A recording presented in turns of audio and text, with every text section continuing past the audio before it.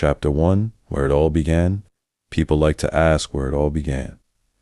They expect a single moment, a bad decision, one wrong turn. But that's not how it really happens. For me, it didn't start loud. It started quietly. I was born in Portland, Oregon. That's where my life began, but it wasn't where it stayed still. Moving became normal early on. Places changed. People changed. And with every move came lessons. I learned two young things I thought were normal because nobody told me they weren't. I didn't know at the time that life was molding me, shaping me into someone who could survive in ways I didn't yet understand. I only knew that the world had rules I couldn't see, and the silence around me often said more than words ever could. When we moved to Tacoma, Washington, something shifted. Me, my brother, and my sister, we were together, but we weren't protected. You don't recognize that as a child. You just feel it. The air gets heavier. The rules change. You learn that silence is safer than questions. Even then, I noticed patterns I couldn't name. Adults moved around me in ways that felt confusing, some threatening.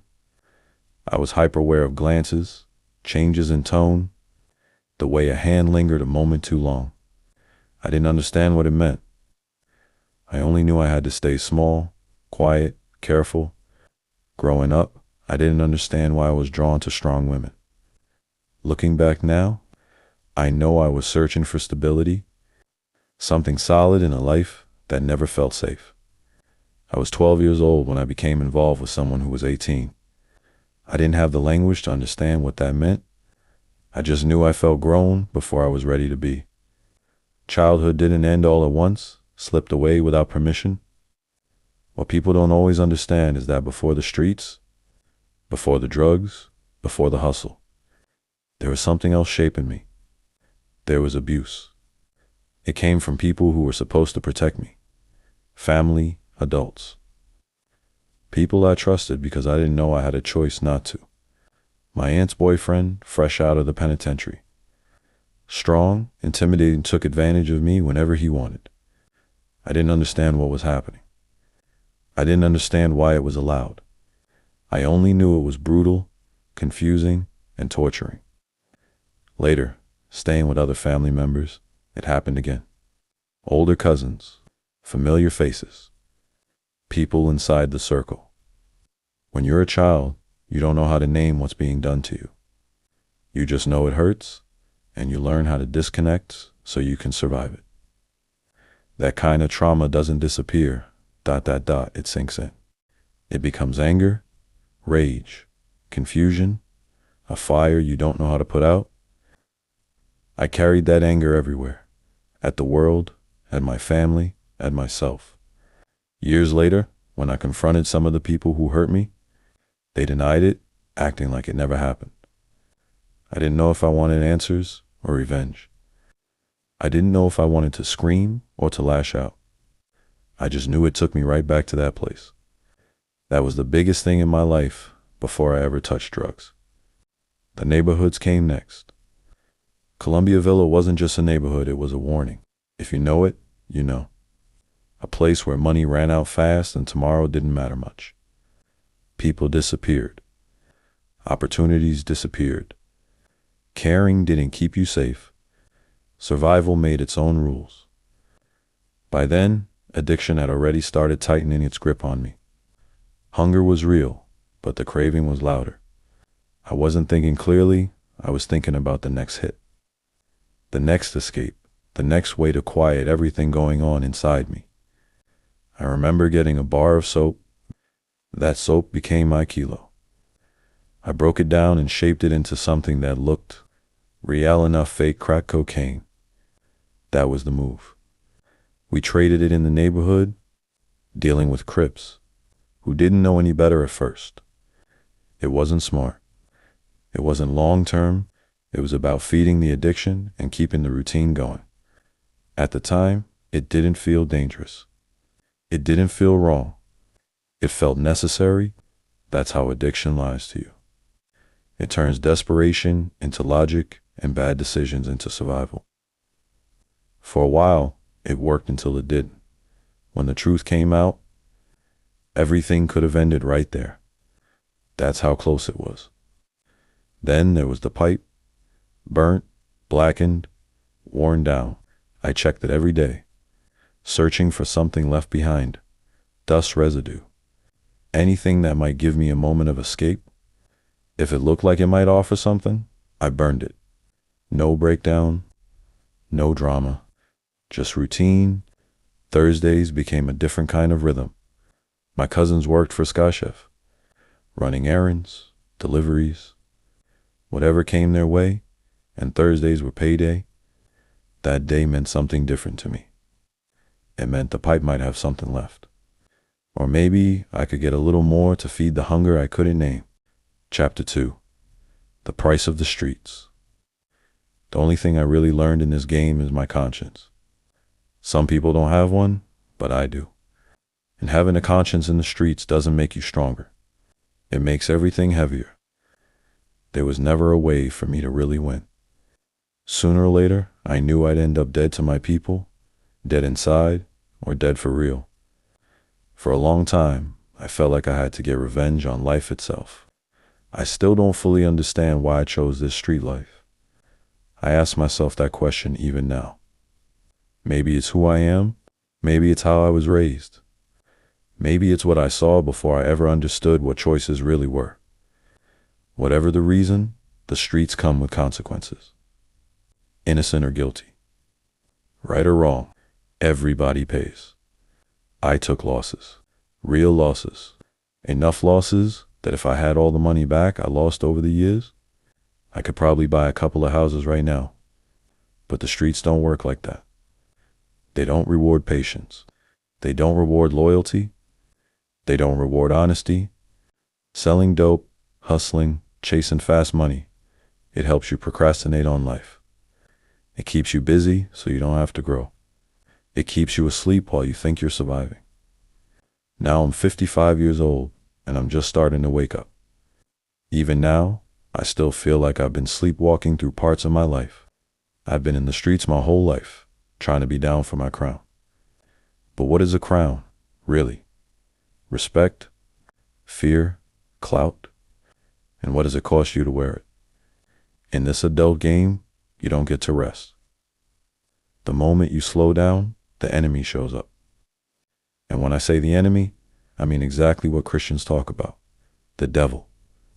He comes to kill, steal, and destroy. He doesn't come loud. He doesn't come obvious.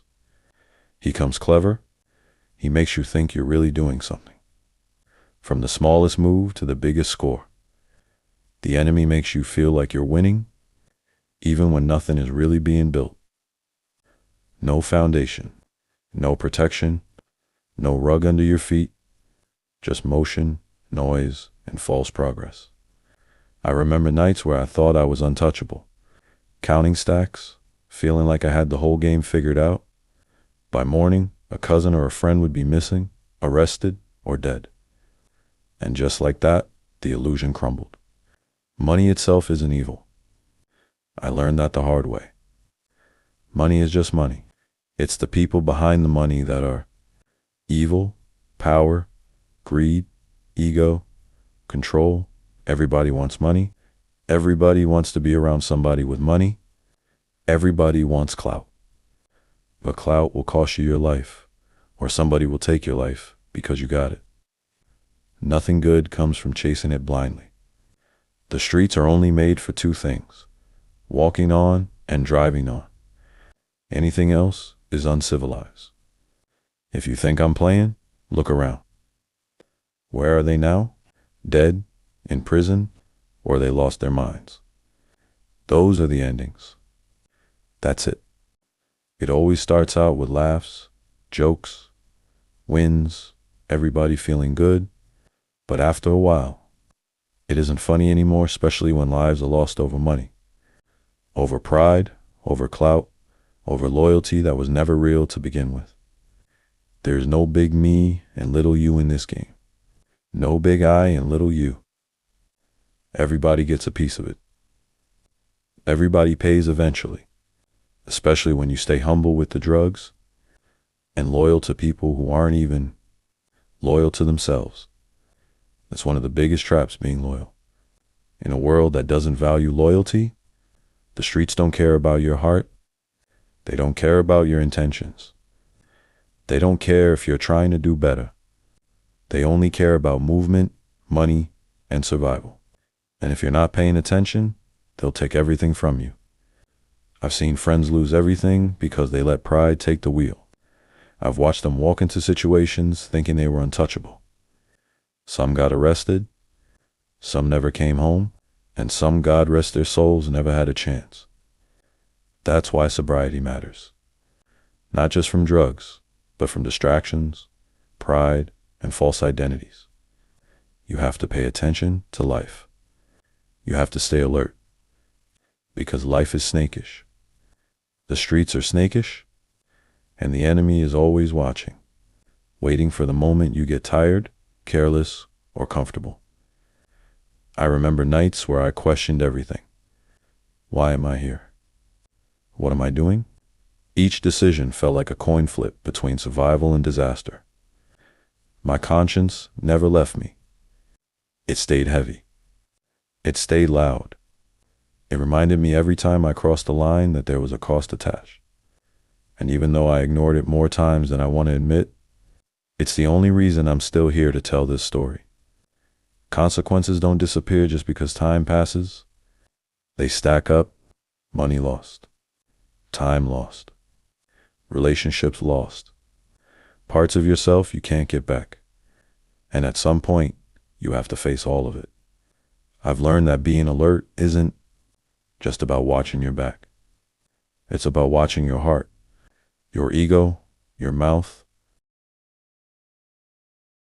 Chapter 3. Conflictions.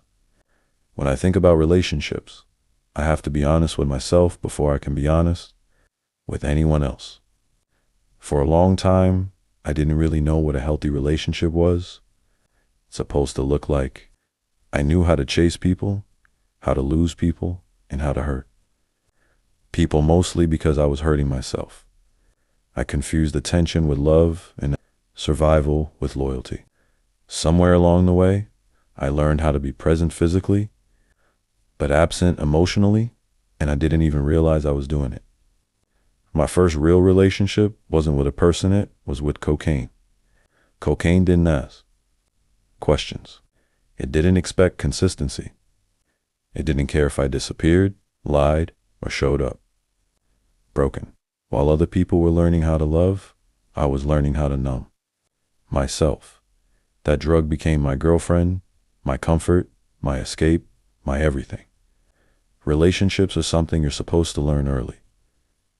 Usually from your parents. They're your first example of love, safety, communication, and protection.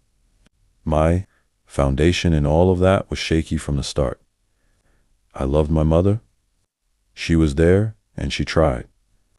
But my father wasn't really in my life. He came into my life when I was 13 after years of absence. And by then, I was already shaped by things no kid should have had to go through alone. At 13, I didn't need someone trying to suddenly be a father without knowing who I was. I needed someone to learn me first, to talk to me, to ask questions, to understand what I had already been through.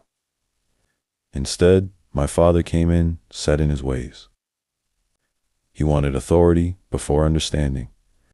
He talked over me more than he talked to me, and that created fear. Not respect fear. The kind of fear that makes you quiet instead of confident. The kind that teaches you to hold things in instead of letting them out. There were things I needed to tell him, but couldn't. I couldn't talk about being abused. I couldn't talk about the violation or the feeling of being unprotected. I couldn't even tell him that one of the men he hired had once abused me. I carried that silence by myself, and that kind of silence does something to a kid. It teaches you that your pain doesn't have a place to land. My father wasn't someone I felt safe opening up to, Sometimes he tried, but most of the time I felt uncomfortable. Over time, I learned that telling the truth wasn't safe, and that lesson followed me into adulthood. If I couldn't speak freely with my own father, how was I supposed to trust anyone else with my truths? That fear showed up later in my relationships with women. When I was on drugs, most of my relationships were already damaged. The women in my life were tired of the drugs, tired of the lies, tired of competing with something they could never beat. I didn't know how to show up for anyone because I wasn't even showing up for myself. Cocaine had already taken that place.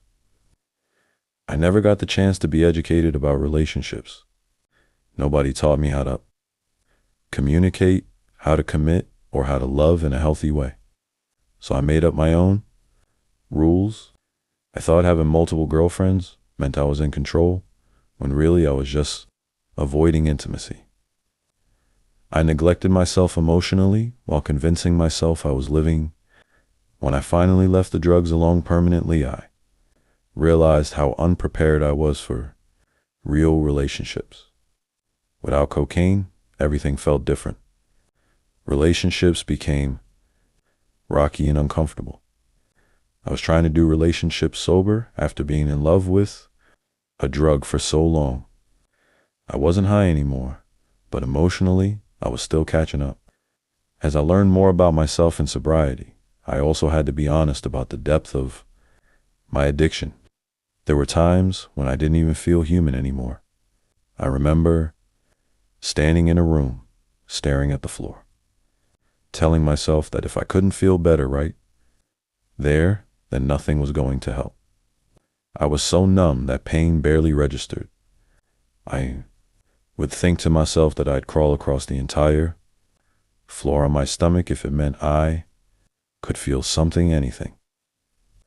That's how empty I had become. That kind of emptiness doesn't come overnight. It's built slowly through silence, fear, and never learning how to express pain in a healthy way. Drugs filled that space when nothing else could. And this is the part most people don't want to hear, but it's the truth. I loved crack cocaine. I loved it deeply. In some ways, I still do. That doesn't mean I want to go back to it. It means I understand how powerful it was in my life. Crack gave me relief when I didn't have the tools to deal with reality. It gave me a feeling when I didn't know how to process emotions. Even today, I can admit that. Love honestly. Because loving something doesn't mean you have to let it destroy you. I just choose not to pick it up. Getting to that choice wasn't easy. Walking away from something that once made you feel alive, especially when you didn't know how to live without it, takes everything you have. Recovery isn't about pretending the desire disappears. It's about remembering exactly what it did to you and still choosing differently. It's like riding a bike once. You've learned the feeling, it never completely leaves you. You just learn how to keep your balance. That's another confliction I carry. Loving something that nearly killed me while learning how to live without it. And that conflict spilled into my relationships, my trust, and my ability to be present. I wasn't just learning how to be sober, I was learning how to feel, how to connect, and how to exist without running. There were times when my addiction didn't just affected everyone around me, including my kids.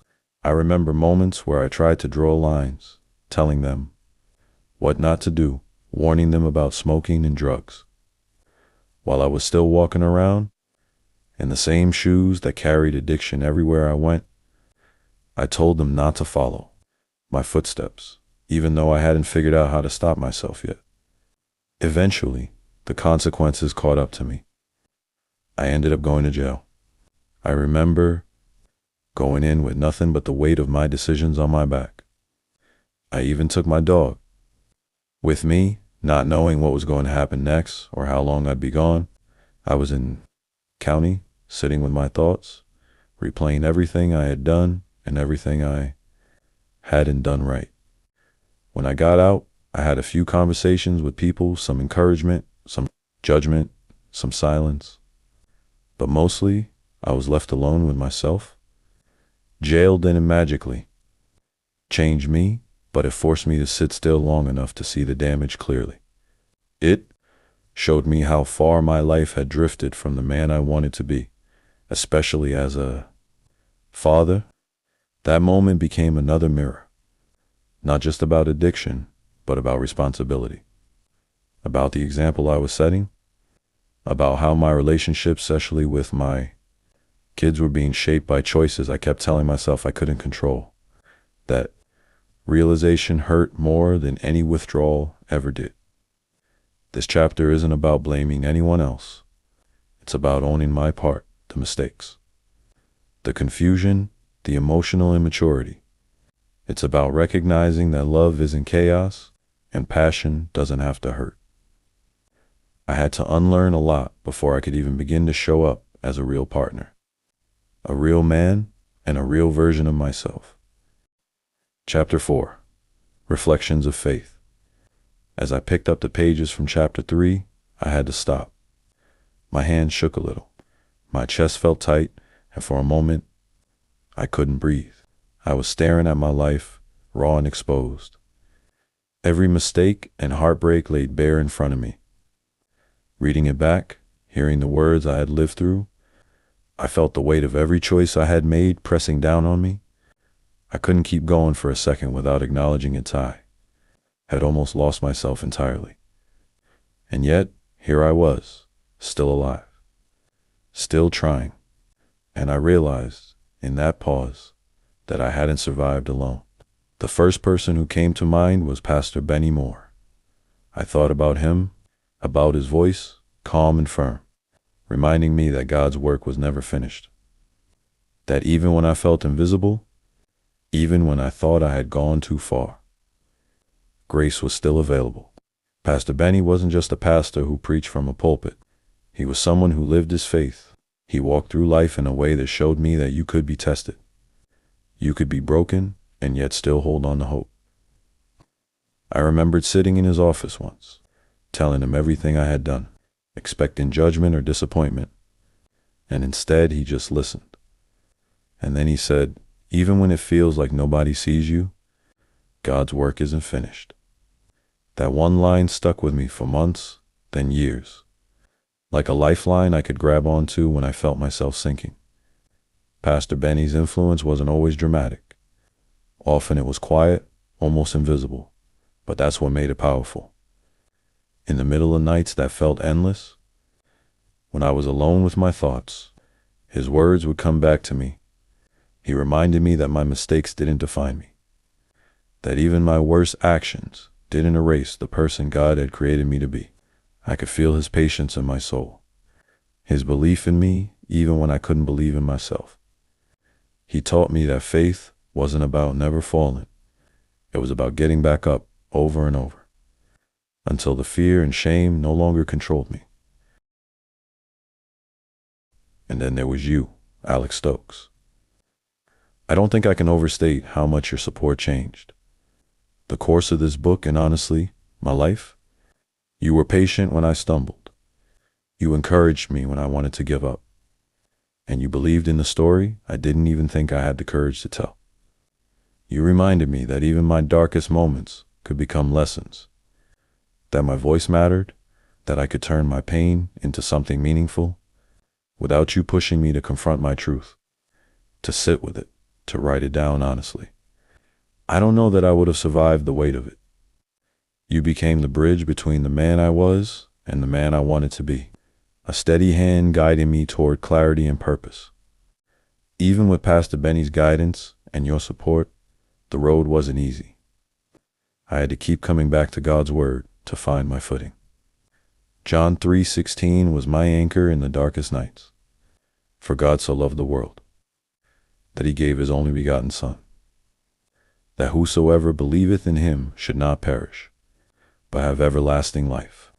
I whispered it when the world felt like it was collapsing.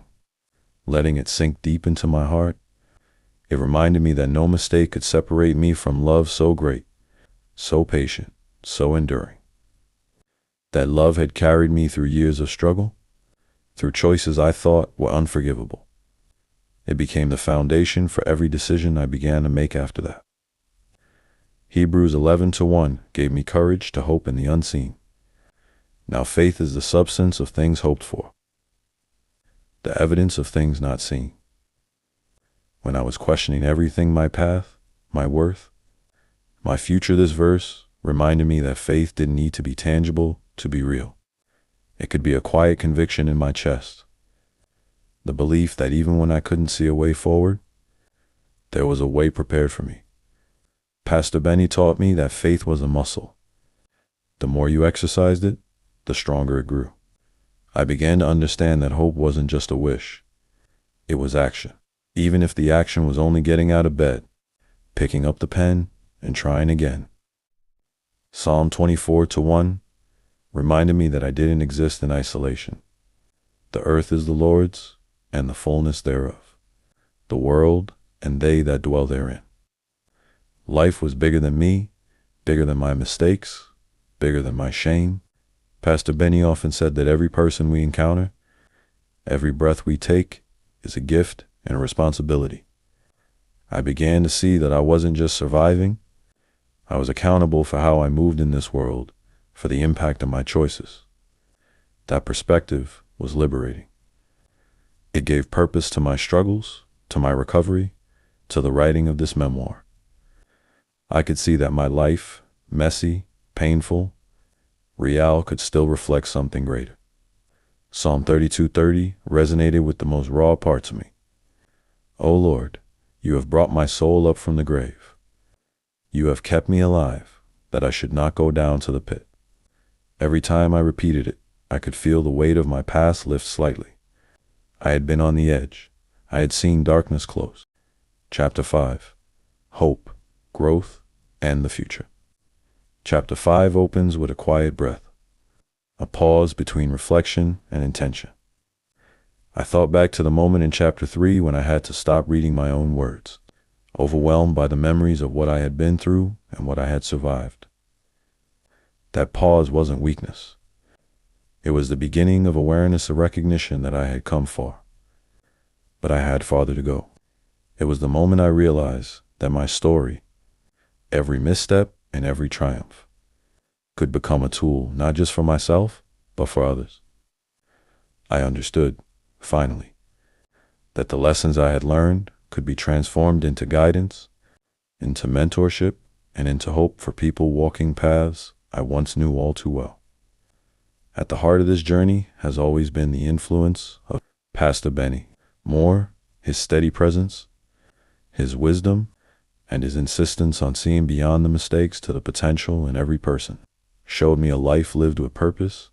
Pastor Benny taught me that even in the darkest moments, there is a hand reaching out, a path forward, and a plan beyond what I could see. The faith he instilled wasn't passive. It was active. It required reflection, effort, and courage. He reminded me that guidance is only as meaningful as the actions that follow, and that belief must be paired with accountability. It was in his presence and in the words he shared that I began to see my own potential to lead, to guide, and to help. Alongside Pastor Benny's guidance, the support I received from Alex Stokes became a cornerstone of my journey. Alex helped me articulate my story, not just as a record of survival, but as a blueprint for transformation. Without his patience and insistence that I confront the truth of my experiences, I wouldn't have found the clarity to see the ways I could contribute to the world beyond myself. Through his guidance, I learned to turn reflection into action, to see my mistakes not as chains but as lessons I could share. Alex showed me that storytelling isn't just about the past. It's about creating pathways for the future. With this support, I began to envision a future defined by hope and service. I want to be a mentor for people struggling with addiction, drawing from the very real experiences that once threatened to destroy me.